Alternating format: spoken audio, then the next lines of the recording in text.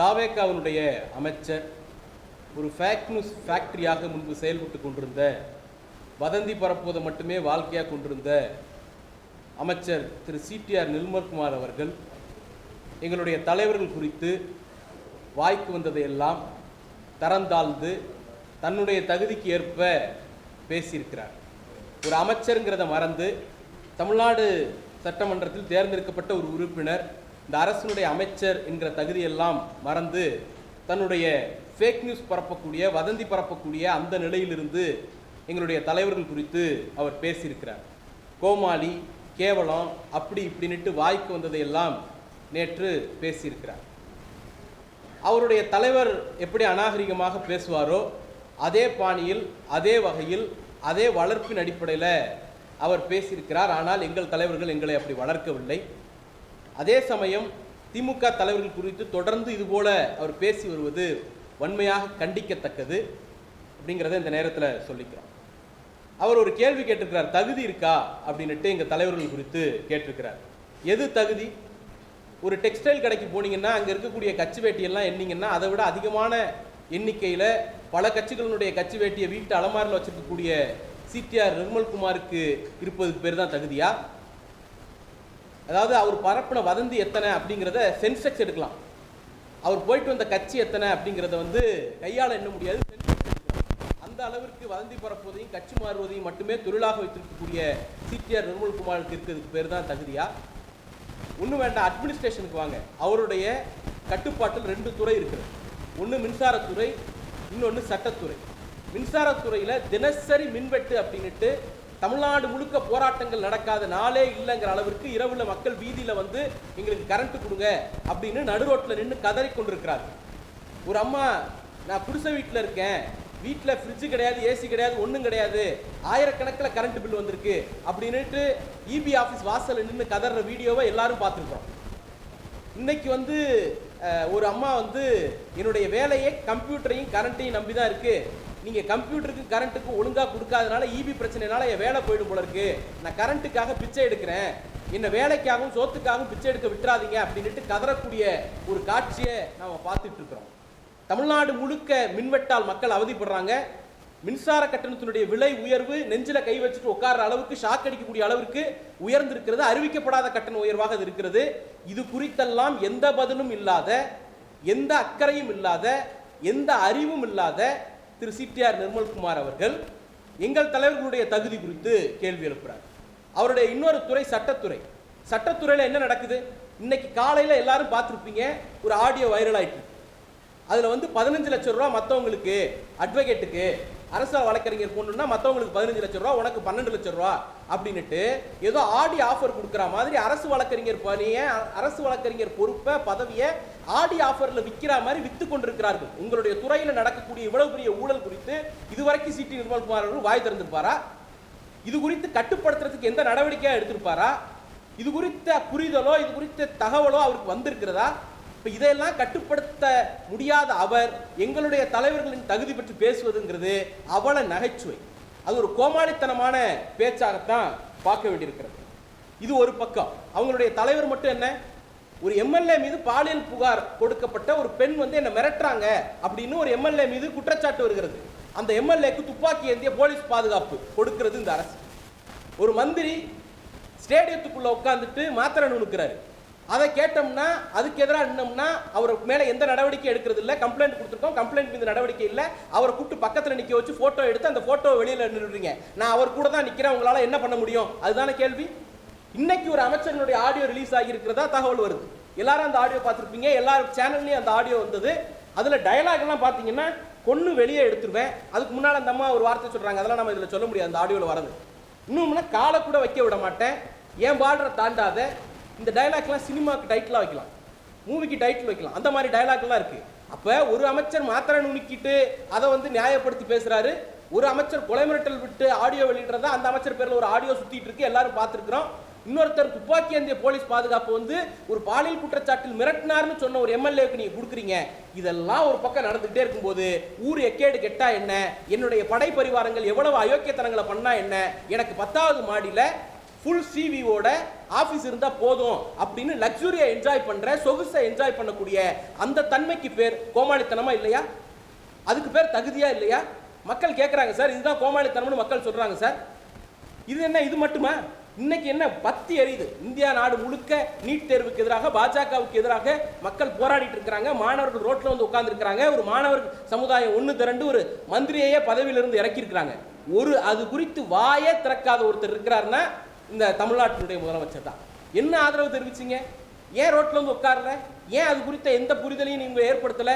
பாஜக அப்படிங்கிற சொல்ல பயன்படுத்துறதுக்கு தெம்பு கிடையாது. கோவைக்கு மதுரைக்கு மெட்ரோ கிடையாது அப்படின்னு 2வது முறையா ரிஜெக்ட் பண்ணிருக்காங்க. அதை எதிர்த்து இப்ப வரைக்கும் முதலமைச்சர் வாயே திறக்கல சார், கேள்வியே கேட்கல சார். அதுக்கான துணிச்சல் அவர் கிடையாது. முதல் குவார்ட்டர்ல, பினான்சியல் இயர்னுடைய முதல் குவார்ட்டர்ல போன ஆண்டை விட இந்த ஆண்டு ஒன்றிய அரசாங்கத்தினுடைய நிதி 2500 கோடி ரூபாய் குறைஞ்சிருக்கு அப்படின்னு ஆடிட் ரிப்போர்ட் வந்திருக்கிறதா செய்தி வருது. அதை எதிர்த்து கேள்வி கேட்பதற்கு இந்த முதலமைச்சருக்கு, இந்த அரசுக்கு, தாவேக்காவுக்கு திராணி கிடையாது. தமிழ்தாய் வாழ்த்த 3வது தான் பாடுவோம் அப்படின்னுட்டு தமிழ்நாட்டில் இருக்கக்கூடிய ஒரு பல்கலைக்கழகத்தினுடைய துணைவேந்தர் பப்ளிக்கா ரிலீஸ் பண்றார், செய்தி கொடுக்கிறார். அந்த துணைவேந்தரை கண்டிக்கிறதுக்கு வக்கு கிடையாது, வகை கிடையாது. பாஜகங்கிற சொல்ல வாயிலிருந்து வருவதற்கே துளியும் தெம்பற்ற, முதுகெலும்பற்ற இந்த கூட்டத்தை கோமாளி கூட்டம்னு சொல்றதா இல்லையா? இந்த கூட்டம் எங்க தலைவர்களுடைய தகுதியை பார்த்து பேசுகிறது. அந்த தன்மைக்கு பேர் தான் கோமாளித்தன்மை. முடிஞ்சா பாஜகவை கண்டிக்கிறேன், பாஜகவை எதிர்க்கிறேன், பாஜகவினுடைய கோமாளித்தனங்களை எதிர்க்கிறேன் அப்படின்னு உங்க தலைவர் ஒரே ஒரு வார்த்தை பேசுற சொல்லுங்க. அப்புறம் சொல்லிக்கிறேன் நீங்க வீரன், நீங்க ஹீரோ, நீங்க அசகாய சூரன் எல்லாம் அப்புறம் ஒத்துக்கிறோம்.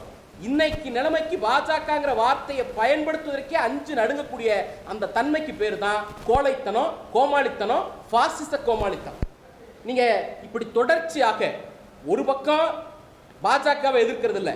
இன்னைக்கு உங்க எல்லாருக்கும் தெரியும், தலைமைச் செயலகத்தில் முதலமைச்சர் ஆபீஸ்க்கு போகக்கூடிய அந்த என்ட்ரன்ஸ் வாசல்ல ஃபயர் எக்ஸ்டிங்விஷரோட ஒரு காவல்துறை அதிகாரியை நிக்க வச்சிருக்காங்க, ஒரு காவலரை நிக்க வச்சிருக்காங்க. எதுக்கு? புகார் கொடுக்க வரக்கூடியவர்கள் தீக்குளிக்கிறதுக்கு அட்டம் பண்றாங்க அப்படிங்கிறதுக்காக. அந்த லட்சணத்துல தான் இந்த நாட்டினுடைய மக்கள் இருக்காங்க. முதலமைச்சர் வெக்கமே இல்லாம மேடையில் ஏறி என்ன சொல்றாரு? மக்கள் ரொம்ப மகிழ்ச்சியாக இருக்கிறாங்க அப்படிங்கிறாரு. மக்கள் மகிழ்ச்சியா இருந்தா ஏன் சார் உங்க ஆபீஸ் வாசல்ல வந்துட்டு தீக்குளிக்கிறதுக்கான அட்டம்ப்ட்ல ஈடுபடுறாங்க? அப்ப மக்கள் பிரச்சனை குறித்து அக்கறை இல்லை. பாஜக தமிழ்நாட்டு மீது ஏற்படுத்தக்கூடிய நெருக்கடி குறித்து அக்கறை கிடையாது. இவர்களுடைய அமைச்சர்கள் போடக்கூடிய அழுச்சாட்டியங்கள், லூட்டிகள், அது குறித்து எந்த அக்கறையும் கிடையாது. இதெல்லாம் நடக்குதா நடக்கலையா, இப்படி எல்லாம் ஒண்ணு இருக்குதா இல்லையானே தெரியாத ஒரு முதலமைச்சர் 10வது மாடியில எனக்கு ஃபுல் சி வியூல ஏசி ரூமோட ஆபீஸ் வேணும் அப்படின்னு இருக்கிற ஆபீஸை இடமாத்துறதுல கவனம் செலுத்துறாரே, அந்த தன்மைக்கு பேர் தான் கோமாளித்தனம்னு ஊரெல்லாம் பேசிக்கிறாங்க.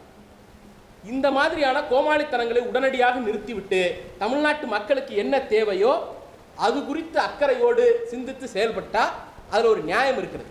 எதிர்கட்சிகளை பெறான்றதுலயும் அது அடிப்படையா இல்லாம, கொஞ்சம் கூட நாகரிகம் இல்லாம உங்க தலைவர் மாதிரி பேசுறதை முதல்ல நிறுத்தினீங்கன்னா நல்லது.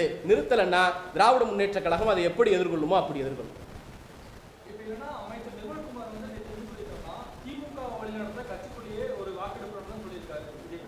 சார், திமுகவை யார் வழி நடத்துறது அப்படிங்கிறது குறித்தெல்லாம் திமுகவுக்கு தெரியும். 75 ஆண்டு கால கட்சி. எதிரில் நின்ன காங்கிரஸ் இன்னைக்கு பல காலம் இல்லாம போயிடுச்சு. எம்ஜிஆர் இருந்தார், ஜெயலலிதா இருந்தார், இன்னைக்கு நீங்க இருக்கிறீங்க. எதிரில் நிற்கிற உங்களுடைய முகம், கட்சி, பேரு, தலைவர்கள் இதெல்லாம் மாறி மாறி இருந்துட்டே இருக்கே தவிர 75 வருஷமா திராவிட முன்னேற்ற கழகம் இந்த பக்கம் அப்படியே கம்பீரமா நிக்குது. தமிழ்நாட்டினுடைய அரசியல் சென்டரா, தமிழ்நாட்டினுடைய பொலிட்டிக்கல் சென்டரா திராவிட முன்னேற்ற கழகம் எப்பயும் இருக்கு. அதனால நீங்க எங்களுக்கு கிளாஸ் எடுக்க வேண்டிய அவசியம் இல்லை. கட்டமைப்புனா என்னன்னு தெரியுமா? ரெஃபரண்டா எடுப்போமா? எத்தனை கட்சி மாறி வந்தீங்க அப்படின்னு இது வரைக்கும் கணக்கு எடுப்போமா? எத்தனை பொய் பேசிட்டு வந்தீங்க அப்படிங்கிறத கணக்கு எடுப்போமா? நாளைக்கு தாவேக்கா ஆட்சி போனீங்கன்னா அந்த கட்சியில இருப்பீங்களா இல்லை இருக்க மாட்டீங்களா அப்படின்ட்டு தாவேக்காவுடைய நிர்வாகிகள்கிட்ட கணக்கு எடுப்போமா? எல்லாம் வேணாம் சார். இதெல்லாம் ஏன் அவர் பேசுறாருன்னா ஒரே ஒரு காரணம் தான். அவருக்கு அந்த கட்சியில் மதிப்பு இல்லை, மரியாதை இல்லை. அந்த கட்சியில யாரும் அவர் மதிக்கிறது இல்லை. மதுரையை சேர்ந்த அமைச்சர் அவரு ஒரு நிகழ்ச்சிக்கு போறாரு. மதுரையை சேர்ந்த தாவேக்கா எம்எல்ஏக்கள் அந்த நிகழ்ச்சிக்கு வரலன்னு ஸ்டேஜை விட்டு இறங்கி தெரிச்சு ஓடுறாரு. அப்ப சொந்த கட்சி எம்எல்ஏக்களே மதிக்காத நிலைமையில தான் சிடிஆர் நிர்மல்குமார் அவர்களுடைய நிலைமை இருக்கு. அதுல இருந்து டைவர்ட் பண்றதுக்காக திமுக குறித்து அவர் பார்க்கிறார். திமுக குறித்து அக்கறைப்பட வேண்டாம் சார். உங்க எம்எல்ஏக்கள் மதிக்கிற மாதிரி முதல்ல நடந்துக்குங்க, மத்தத அப்புறம் பேசலாம்.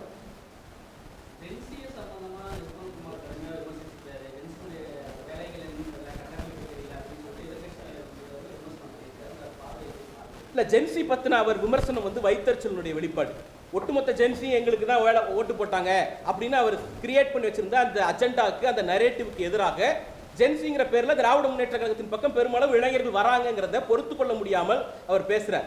இன்னொரு முக்கியமான விஷயம், அவர் ஹைஜாக் பண்ணிட்டாங்க நீட் எதிர்ப்பு போராட்டத்தை ஜென்சிங்கிறது மூலமா ஹைஜாக் பண்ண அட்டம் பண்றாங்க அப்படிங்கிறாங்க. உங்களை யாராவது வர வேணாம்னு சொன்னாங்களா? அந்த போராட்டத்தை எல்லா கட்சிகளும் போய் ஆதரிச்சிச்சு. திமுக ஆதரிச்சிச்சு, நாம் தமிழர் ஆதரிச்சிச்சு. அந்த போராட்ட குழுவில் இருக்கிறவங்களே சொல்றாங்க, அதிமுகவையும் தாவேகாவையும் பாஜகவையும் தவிர அத்தனை பேர் வந்து எங்களுக்கு ஆதரவு தெரிவிச்சாங்க அப்படின்னு சொல்றாங்க. உங்களை எது தடுத்துச்சு போய் ஆதரவு தெரிவிக்கிறதுல? நீங்க ஆதரவு தெரிவிச்சா பாஜக கோச்சுக்குங்கிற பயம் தான் உங்களை தடுத்துச்சு. பாஜகவுக்கு பயந்துட்டு தான் நீங்க போய் அங்க ஆதரவு தெரிவிக்கல. இன்னொரு முக்கியமான விஷயம் அதுல என்ன சொல்றாரு, நாங்க கடைசியா நாங்க போனோம் அப்படிங்கிற மாதிரி சொல்லியிருக்காரு போல இருக்கு. எப்ப போனீங்க? இந்த வடிவேலு படகு போட்டிக்கு போவார்ல, அந்த மாதிரி ராஜ்மோகன் அவர்களுக்கு, அமைச்சர் ராஜ்மோகன் அவர்களுக்கு இதே வேலை. காலைல 6 மணிக்கு வர சொன்ன சாயந்தரம் 6 மணிக்கு வந்திருக்கேங்கிற மாதிரி போராட்டம் எல்லாம் முடிஞ்சு போகிற அளவுக்கு அவங்க மத்திய மந்திரி ராஜினாமா பண்றாரு செய்தி வந்த பிறகு, மக்களே கூடாரத்தை காலி பண்ணிட்டு போயிடலான்னு முடிவெடுத்த பிறகு இவரு போய் நானும் ஆதரிக்கிறேன் அப்படிங்கிறாரு. மக்கள் கேட்டாங்களே மெரினாவை ஏன் சார் திறந்து விடலன்னு பதில் சொல்ல வேண்டியதானே? அதுக்கு எங்க இருக்கா அந்த பதில் சொல்றதுக்கு தெம்பு இருக்கா? ஜனநாயக ரீதியாக போராடிய மாணவர்களை ஒடுக்கியது தாவேக அரசு, அவர்களோடு நின்றது திராவிட முன்னேற்ற கழகம். இப்ப அவங்கள டேக் பண்ணணும். பாஜகவோட வேலை இது. பாஜக தான் எந்த போராட்டத்தை எடுத்தாலும் அவங்க உள்ள பூந்துட்டாங்க, இவங்க உள்ள பூந்துட்டாங்க, அவங்க ஹைஜாக் பண்ணிட்டாங்க. விவசாயிகள் போராட்டினா காலிஸ்தான் பஞ்சாப்ல இருந்து வராங்க, ஆம் ஆத்மி ஆதரவு அப்படின்னு நலிஃபை பண்றது. இஸ்லாமியர்கள் போராட்டினா அவங்க இஸ்லாமியர்கள் பாகிஸ்தான் வங்கதேசம் அப்படின்னு டைவர்ட் பண்றது. அந்த மாதிரி மாணவர் போராட்டத்தை எதிர்கொள்ள துப்பற்ற இந்த தாவேக அரசு திமுக உள்ள பூந்துருச்சு, ஜென்சி கைப்பற்றிட்டாங்க அப்படின்னு சொல்லி மடைமாற்றுகிற வேலையில ஈடுபடுறாங்க. தவிர அந்த மாணவர்கள் கேட்ட கேள்விக்கு இவங்கள்ட்ட பதில் இல்லை. ஏன் சார் ரோட்ல போன மாணவனை அடிச்சிங்க? ஏன் சார் மதுரையில காலேஜ் ரூம்ல கிளாஸ் ரூம்ல உட்கார்ந்து இருந்த ஒரு ஸ்டூடெண்ட் லீடரை பிரிவென்டிவ் அரெஸ்ட்னு தடுப்பு காவலில் வச்சிங்க? தமிழ்நாட்டோட வரலாற்றில் இதெல்லாம் நடந்ததே இல்லையே. சிபிஐ சொல்லியிருக்காங்க சார், நேம் டேக் இல்லாத போலீஸ் மாணவர்களை அரெஸ்ட் பண்ணாங்க அப்படின்னு சொல்லியிருக்காங்க. இதுக்கெல்லாம் பதில் சொல்லிடுங்க, அப்புறம் ஜென்சி பத்தி பேசலாம். இன்னொன்று, ஜென்சி 200 ரூபாய்க்கு வராங்க 300 ரூபாய்க்கு வராங்கன்னுட்டு பேசியிருக்காரு. அவங்க என்ன பிளாக்ல டிக்கெட் விற்றவங்களா? 200 ரூபா 300 ரூபாய்க்கு டிக்கெட் விற்கிற கதையெல்லாம் அவங்களுக்கு தெரியாது. அவெல்லாம் லட்சக்கணக்கில் ஆயிரக்கணக்கில் இன்ஜினியரா டாக்டரா சயின்டிஸ்டா வேலை பார்த்துட்டு இருக்கக்கூடியவர்கள். அவங்க பெரிய பெரிய ஃபிலிம்ல வேலை பார்த்துட்டு இருக்கக்கூடியவங்க. திராவிட இயக்கம், தமிழ்நாடு, திமுக அவங்க வாழ்க்கைக்கு ஏதோ உதவி பண்ணியிருக்குங்கிற அந்த நன்றிக்கடன் அடிப்படையில் வந்து போராட்டத்திலையும் திமுகவுக்கு ஆதரவாகவும் நிற்கிறாங்க. இந்த நன்றி உணர்ச்சியோடு வரக்கூடிய கூட்டம் உங்களுக்கு இல்லைங்கிற வைத்தறிச்சல்ல எங்க மீது அவதூறு பரப்புறதை வன்மையாக கண்டிக்கிறோம்.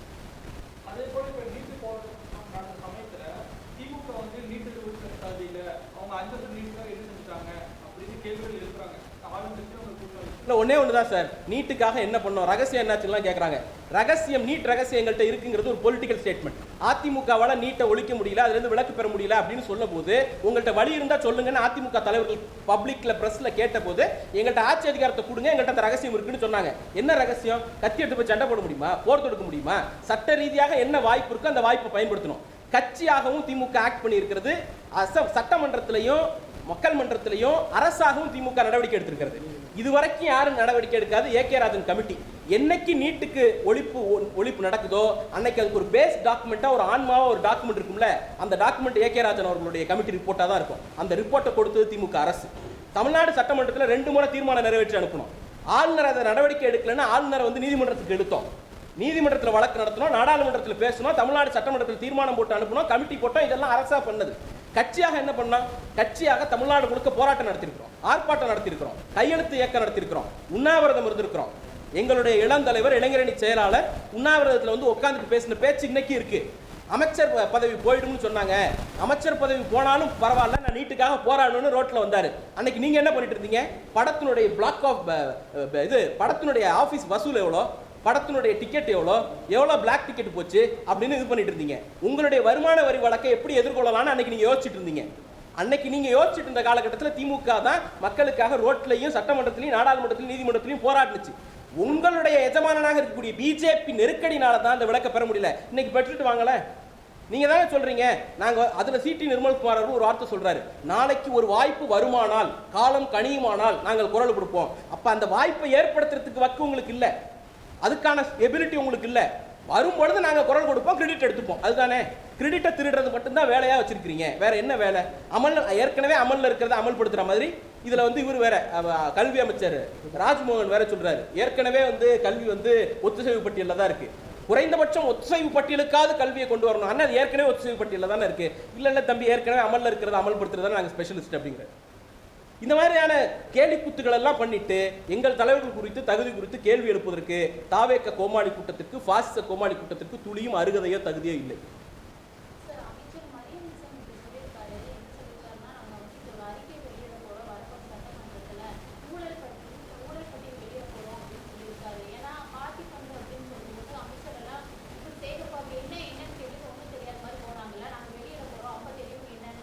இல்லை ஒரே ஒரு விஷயம்தான் மேடம். அதாவது நாங்கள் வந்து அறிக்கை வெளியிட போகிறோம். ஏற்கனவே ஒரு அறிக்கை வெளியிட்டார். அந்த அறிக்கை எந்த லட்சணத்தில் இருந்துச்சு அப்படின்னு தெரியும். அந்த அறிக்கையில் ஏற்கனவே வெளியிட்ட அறிக்கையில் அரசு ஊழியர்களுக்கு கொடுத்த அந்த டேப்ஸை வந்து கிரிட்டிசைஸ் பண்ணி எலிமெண்ட் இருக்குது. ஏற்கனவே வெளியிட்ட அறிக்கைங்கிறது பட்ஜெட்டில் போடப்பட்ட தகவல்களை எடுத்து திருப்பி வெட்டி ஒட்டி இது பண்ணார். அதை படிக்கிறதுக்கு என்ன பாடுபட்டார், தமிழை என்ன கொலையோ கொள்ளோன்னு கொண்டாருன்னு தெரியும். இந்த அடுத்த அறிக்கை ஒன்று வெளியிடுறாருன்னு சொல்றீங்கல்ல, அந்த அறிக்கைக்கு முன்னாடியாவது ஒரு தமிழ் டியூஷன் போயிட்டு வந்துட்டு அப்புறம் அந்த அறிக்கை வெளியிட சொல்லுங்க. என்ன விஷயம் அப்படின்னா, அறிக்கை யார் வேணாலும் வெளியிடலாம். திராவிட முன்னேற்ற கழகம் கடந்த காலங்களில் அதிமுக முன்னாள் அமைச்சர்கள் மேலே, அதிமுகவுடைய சிஎம்ஆர் இருந்த அம்மையார் ஜெயலலிதா மேலே பலவேறு வழக்குகளை போட்டு நிரூபிச்சு காட்டியிருக்கோம். திமுக மீது அப்படி உங்களுக்கு ஒரு எபிலிட்டி இருக்குன்னா நீங்கள் வழக்கு போட்டு நிரூபிச்சு காட்டணும். சும்மா அதிகாரத்தில் உட்காந்துட்டதுனாலே வழக்கு போடுறது ஒரு விஷயம் ஆயிடும். இல்லை, அண்ணாமலை கூட தான் டிஎம்கே ஃபைல்ஸ்னுட்டு ஒரு பெட்டியை தூக்கிட்டு போனார். அது என்ன ஆச்சுங்கிற நிலைமை எல்லாருக்கும் தெரியும். அதனால டைலாக் யார் வேணாலும் பேசலாம், அறிக்கை யார் வேணாலும் கொடுக்கலாம், வந்து நீதிமன்றத்தில் நிரூபிக்கக்கூடிய எபிலிட்டி இருக்கணும். இவங்க போடுற அவதூறு வழக்கிலே நீதிமன்றத்தில் புட்டு வாங்குறாங்க. வினோத் சூர்யா என்கிற இளைஞர் மீது இவர் போட்ட அவதூறு வழக்கு, ஊழல் பத்தி பேசுறாங்கல்ல, 100 கோடி ரூபாய் ப்ராப்பர்ட்டி 2 கோடி ரூபாய்க்கு வித்த அந்த விஷயத்துல இது வரைக்கும் எத்தனை பேரை கைது பண்ணிருக்கீங்க? வித்தவரை கைது பண்ணிருக்கீங்களா? வாங்கினவரை கைது பண்ணிருக்கீங்களா? பத்திரம் பண்ணி கொடுத்தவரை கைது பண்ணிருக்கீங்களா? ரெஜிஸ்ட்ரேஷன் பண்ணவரை கைது பண்ணிருக்கீங்களா? டிரான்ஸ்ஃபர் போட்ட அதிகாரியை கைது பண்ணிருக்கீங்களா? அங்க இருந்து லெட்டர் எழுதின ஹெச்ஆர்என்சி ஆஃபீஸரை கைது பண்ணிருக்கீங்களா? மேல ஹெச்ஆர்என்சி ஆஃபீஸருக்கு டிரான்ஸ்ஃபர் போட்ட அதிகாரியை கைது பண்ணிருக்கீங்களா? யார் ஒருத்தரையும் கைது பண்ணல. மாற யாரை கைது பண்ணீங்க? அதுல ஊழல் இருக்கான்னு கேள்வி எழுப்பின ஒரு சாதாரண இளைஞரை தூக்கி 15 நாள் ரிமாண்ட் பண்றீங்க. அவருடைய ஜாமீன் மனுவில் நீதி அரசர் நீதிபதி உங்களை வந்து லெஃப்ட் அண்ட் ரைட் வாங்குறாரு. அரசாங்கத்துக்கு சகிப்புத்தன்மை இருக்கணும். 19(1) ஆர்டிகல் 19(1) 19(2) இருக்கக்கூடிய இது பேச்சுரிமைக்கு எதிராக நீங்க நடக்காதீங்க. அரசையோ அமைச்சரையோ விமர்சிப்பது தேசத்திற்கு எதிரான குற்றமோ பொது அமைதிக்கு எதிரான குற்றமோ இல்ல. ஜனநாயகத்தில் முரண்பட்ட குரலை மதிக்க கத்துக்கங்கன்னு நீதிபதி கிளாஸ் எடுத்துக்கிறாரு.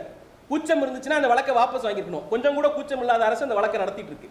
அதே கதையா தான் இதுவும் வந்து முடியும். சட்டத்துறை ஒரு மிக முக்கியமான துறை. தமிழ்நாடு அரசு பல வழக்குகளை வந்து நம்ம வந்து பேசிட்டு இருக்கிறோம். காவிரி நதிநீர் விஷயம் இருக்கு. அதே போல கடந்த அரசு வந்து பல சட்ட மசோதாக்களை நிறைவேற்றலாம் வழக்குகள்லாம் போயிருக்கோம்.